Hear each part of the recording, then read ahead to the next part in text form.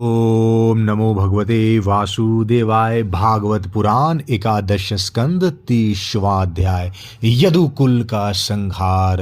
राजा परीक्षित ने पूछा, भगवान, जब महाभागवत उद्धव जी बद्री वन को चले गए तब भूत भावन भगवान श्री कृष्ण ने द्वारिका में क्या लीला रची।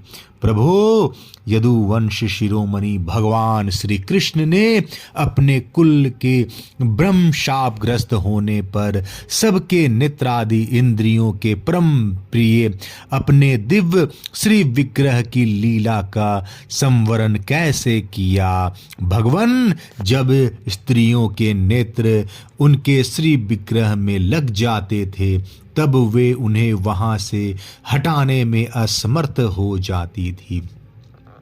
जब संत पुरुष उनकी रूप माधुरी का वर्णन सुनते हैं तब वह श्री विग्रह कानों के रास्ते प्रवेश करके उनके चित्त में गड़ सा जाता है, वहां से हटना नहीं जानता। उसकी शोभा कवियों की काव्य रचना में अनुराग का रंग भर देती है और उनका सम्मान बढ़ा देती है। इसके संबंध में तो कहना ही क्या है।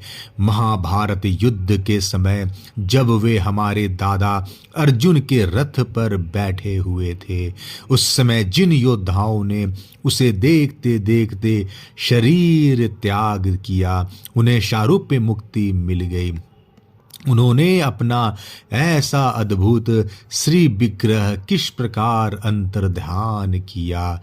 श्री सुखदेव जी कहते हैं, परीक्षित, जब भगवान श्री कृष्ण ने देखा कि आकाश, पृथ्वी और अंतरिक्ष में बड़े बड़े उत्पात अशकुन हो रहे हैं, तब उन्होंने सुधर्मा सभा में उपस्थित सभी यदुवंशियों से यह बात कही।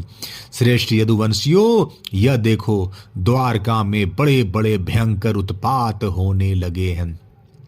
ये साक्षात यमराज की ध्वजा के समान हमारे महान अनिष्ट के सूचक हैं। जब हमें यहाँ घड़ी दो घड़ी भी नहीं, अब हमें यहाँ घड़ी दो घड़ी भी नहीं ठहरना चाहिए। स्त्रियां, बच्चे और बूढ़े यहाँ से शंखोद्धार क्षेत्र में चले जाएं और हम लोग प्रभास क्षेत्र में चलें। आप सब जानते हैं कि वहाँ सरस्वती पश्चिम की ओर बहकर समुद्र में जा मिली है। वहाँ हम स्नान करके पवित्र होंगे, उपवास करेंगे और एकाग्र चित्त से स्नान एवं चंदन आदि सामग्रियों से देवताओं की पूजा करेंगे। वहां स्वस्ति वाचन के बाद हम लोग गौ, भूमि, सोना, वस्त्र, हाथी, घोड़े, रथ और घर आदि के द्वारा महात्मा ब्राह्मणों का सत्कार करेंगे। यह विधि सब प्रकार के अमंगलों का नाश करने वाली और परम मंगल की जननी है। श्रेष्ठ यदुवंशियों, देवता, ब्राह्मण और गौ की पूजा ही प्राणियों के जन्म का परम लाभ है। परीक्षित, सभी वृद्ध यदुवंशियों ने भगवान श्री कृष्ण की यह बात सुनकर तथास्तु कहकर उसका अनुमोदन किया और तुरंत नौकाओं से समुद्र पार करके रथों द्वारा प्रभास क्षेत्र की यात्रा की। वहां पहुंचकर यादवों ने यदुवंश शिरोमणि भगवान श्री कृष्ण के आदेशानुसार बड़ी श्रद्धा और भक्ति से शांति पाठ आदि तथा और भी सब प्रकार के मंगल कृत्य किए। यह सब तो उन्होंने किया, परंतु दैव ने उनकी बुद्धि हर ली और वे उस मरेक नामक मदिरा का पान करने लगे, जिसके नशे से बुद्धि भ्रष्ट हो जाती है। वह पीने में तो अवश्य मीठी लगती है, परंतु परिणाम में सर्वनाश करने वाली है। उस तीव्र मदिरा के पान से सब के सब उन्मत्त हो गए और वे घमंडी वीर एक दूसरे से लड़ने झगड़ने लगे। सच पूछो तो श्री कृष्ण की माया से वे मुड़ हो रहे थे। उस समय वे क्रोध से भरकर एक दूसरे पर आक्रमण करने लगे और धनुष, बाण, तलवार, भाले, गदा तोमर और सृष्टि आदि अस्त्र शस्त्रों से वहां समुद्र तट पर ही एक दूसरे से भिड़ गए। मतवाले यदुवंशी रथों, हाथियों, घोड़ों, गधों, ऊंटों, खच्चरों, बैलों, भैंसों और मनुष्यों पर भी सवार होकर एक दूसरे को वानों से घायल करने लगे, मानो जंगली हाथी एक दूसरे पर दांतों से चोट कर रहे हों। सबकी सवारियों पर ध्वजाएं फहरा रही थी। पैदल सैनिक भी आपस में उलझ रहे थे। प्रद्युम्न शांब से, अक्रूर भोज से, अनिरुद्ध सात्विकी से, सुभद्र संग्रामजीत से, भगवान श्री कृष्ण के भाई गद उसी नाम के उनके पुत्र से और सुमित्र सुरथ से युद्ध करने लगे। ये सभी बड़े भयंकर योद्धा थे और क्रोध में भरकर एक दूसरे का नाश करने पर तुल गए थे। इनके अतिरिक्त निषट, उल्मुख, सहस्त्राजीत, शतजीत और भानु आदि यादव भी एक दूसरे से गुथ गए। भगवान श्री कृष्ण की माया तो इन्हें अत्यंत मोहित कर ही रखा था। इधर मदिरा के नशे में इन्हें अंधा बना दिया था। दशार, वृष्णि, अंधक, भोज, शातव, मधु, अर्बुद, माथुर, शूरसेन, विसर्जन, कुकुर और कुंती आदि वंशों के लोग सौहार्द और प्रेम को भुलाकर आपस में मार काट करने लगे। मूर्तावश्य पुत्र पिता का, भाई भाई का, भांजा मामा का, नाती नाना का, मित्र का, सुहद सुहद का, चाचा भतीजे का और एक गोत्र वाले आपस में एक दूसरे का खून करने लगे। अंत में जब उनके सब बाण समाप्त हो गए, धनुष टूट गए और शस्त्रास्त्र नष्ट भ्रष्ट हो गए, तब उन्होंने अपने हाथों से समुद्र तट पर लगी हुई एरका नामक घास उखाड़नी शुरू की।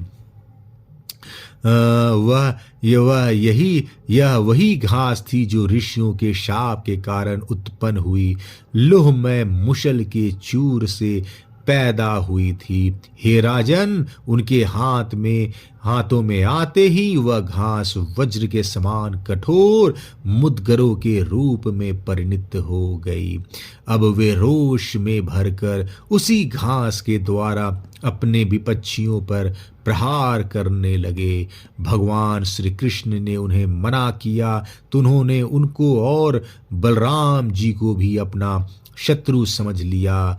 उन आतताइयों की बुद्धि ऐसी मूढ़ हो रही थी कि वे उन्हें मारने के लिए उनकी ओर दौड़ पड़े। कुरुनंदन, अब भगवान श्री कृष्ण और बलराम जी भी क्रोध में भरकर युद्ध भूमि में इधर उधर विचरने और मुट्ठी के मुट्ठी एरका घास उखाड़ उखाड़ कर उन्हें मारने लगे। एरका घास की मुट्ठी ही मुदगर के समान चोट करती थी। जैसे बांसों की रगड़ से उत्पन्न होकर दवानल बांसों को ही भस्म कर देती है, वैसे ही ब्रह्म शाप से ग्रस्त और भगवान श्री कृष्ण की माया से मोहित यदुवंशियों के स्पर्धा मूलक क्रोध ने उनका ध्वंस कर दिया। जब भगवान श्री कृष्ण ने देखा कि समस्त यदुवंशियों का संहार हो चुका, तब उन्होंने यह सोचकर संतोष की सांस ली कि पृथ्वी का बचा कुचा भार भी उतर गया। परीक्षित, बलराम जी ने समुद्र तट पर बैठकर एकाग्र चित्त से परमात्म चिंतन करते हुए अपने आत्मा को आत्म स्वरूप में ही स्थिर कर लिया और मनुष्य शरीर छोड़ दिया। जब भगवान श्री कृष्ण ने देखा कि मेरे बड़े भाई बलराम जी परम पद में लीन हो गए, तब वे एक पीपल के पेड़ के तले जाकर चुपचाप धरती पर ही बैठ गए। भगवान श्री कृष्ण ने उस समय अपनी अंग कांति से दिदीप्यमान चतुर्भुज रूप धारण कर रखा था और धूम से रहित अग्नि के समान दिशाओं को अंधकार रहित प्रकाशमान बना रहे थे। वर्षाकालीन मेघ के समान सांवले शरीर से तपे हुए सोने के समान ज्योति निकल रही थी। वक्षस्थल पर श्री वत्स का चिन्ह शोभायमान था। वे रेशमी पीतांबर की धोती और वैसा ही दुपट्टा धारण किए हुए थे। बड़ा ही मंगलमय रूप था। मुख कमल पर सुंदर मुस्कान और कपोलों पर नीली नीली अलके बड़ी ही सुहावनी लगती थी। कमल के समान सुंदर सुंदर एवं सुकुमार नेत्र थे। कानों में मकराकृत कुंडल झिलमिला रहे थे। कमर में करधनी, कंधे पर यज्ञोपवीत, माथे पर मुकुट, कलाइयों में कंगन, बाहों में बाजूबंद, वक्षस्थल पर हार, चरणों में नुपुर, उंगलियों में अंगूठियां और गले में कौस्तुभ मणि शोभायमान हो रही थी। घुटनों तक वनमाला लटकी हुई थी। शंख चक्र गदा आदि आयुध मूर्तिमान होकर प्रभु की सेवा कर रहे थे। उस समय भगवान अपनी दाहिनी जांघ पर बायां चरण रख कर बैठे हुए थे। लाल लाल तलवा रक्त कमल के समान चमक रहा था। परीक्षित जरा नाम का एक बहेलिया था। उसने मूसल के बचे हुए टुकड़े से अपने बाण की कांसी बना ली थी। उसे दूर से भगवान का लाल लाल तलवा हरिण के मुख के समान जान पड़ा। उसने उसे सचमुच हरिण समझकर अपने उसी मान से बींध दिया। जब वह पास आया तब उसने देखा कि अरे ये तो चतुर्भुज पुरुष हैं।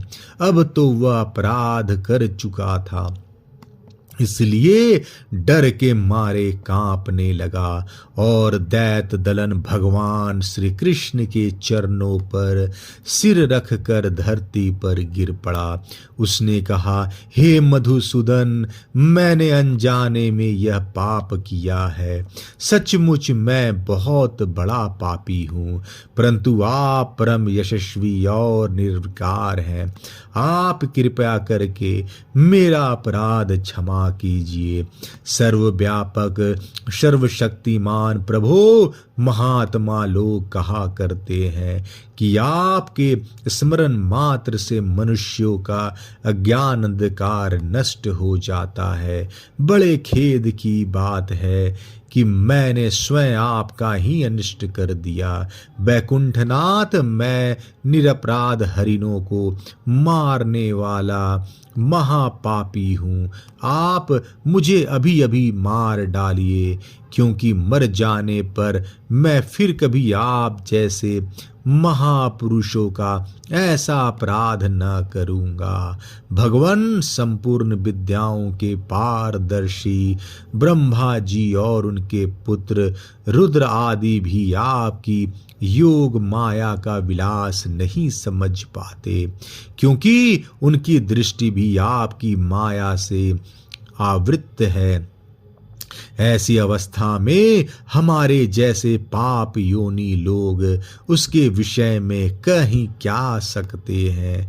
भगवान श्री कृष्ण ने कहा, हे जरे, तू डर मत, उठ उठ, या तो तूने मेरे मन का काम किया है। जा, मेरी आज्ञा से तू स्वर्ग में निवास कर, जिसकी प्राप्ति बड़े बड़े पुण्यवानों को होती है। श्री सुखदेव जी कहते हैं, परीक्षित, भगवान श्री कृष्ण तो अपनी इच्छा से शरीर धारण करते हैं। जब उन्होंने जरा व्याध को यह आदेश दिया तब उसने उनकी 3 बार परिक्रमा की, नमस्कार किया और विमान पर सवार होकर स्वर्ग को चला गया। भगवान श्री कृष्ण का सारथी दारुक उनके स्थान का पता लगाता हुआ उनके द्वारा धारण की हुई तुलसी की गंध से युक्त वायु सूंघ कर और उससे उनके होने के स्थान का अनुमान लगाकर सामने की ओर गया। दारुक ने वहां जाकर देखा कि भगवान श्री कृष्ण पीपल के वृक्ष के नीचे आसन लगाए बैठे हैं।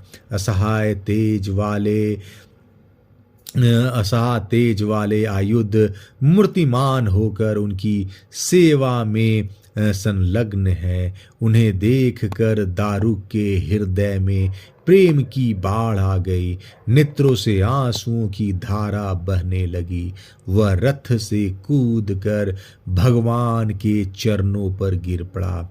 उसने भगवान से प्रार्थना की, प्रभु, रात्रि के समय चंद्रमा के अस्त हो जाने पर यह चलने वाले की जैसी दशा हो जाती है, आपके चरण कमलों का दर्शन न पाकर मेरी भी वैसी ही दशा हो गई है। मेरी दृष्टि नष्ट हो गई है, चारों ओर अंधेरा छा गया है। अब न तो मुझे दिशाओं का ज्ञान है और न मेरे हृदय में शांति ही है। परीक्षित, अभी दारुक इस प्रकार कह ही रहा था कि उसके सामने ही भगवान का गरुड़ ध्वज रथ पताका और घोड़ों के साथ आकाश में उड़ गया। उसके पीछे पीछे भगवान के दिव्य आयुध भी चले गए। यह सब देखकर दारुक के आश्चर्य की सीमा न रही। तब भगवान ने उनसे कहा, दारुक, अब तुम द्वारका चले जाओ और वहां यदुवंशियों के पारस्परिक संहार, भैया बलराम जी की परम गति और मेरे स्वधाम गमन की बात कहो। उनसे कहना कि अब तुम लोगों को अपने परिवार वालों के साथ द्वारका में नहीं रहना चाहिए। मेरे न रहने पर समुद्र उस नगरी को डुबो देगी। सब लोग अपनी अपनी धन संपत्ति, कुटुंब और मेरे माता पिता को लेकर अर्जुन के संरक्षण में इंद्रप्रस्थ चले जाए। दारुक, तुम मेरे द्वारा उपदिष्ट भागवत धर्म का आश्रय लो और ज्ञान निष्ठ होकर सबकी उपेक्षा कर दो और इस दृश्य को मेरी माया की रचना समझकर शांत हो जाओ। भगवान का यह आदेश पाकर दारुक ने उनकी परिक्रमा की और उनके चरण कमल अपने सिर पर रखकर बारंबार प्रणाम किया।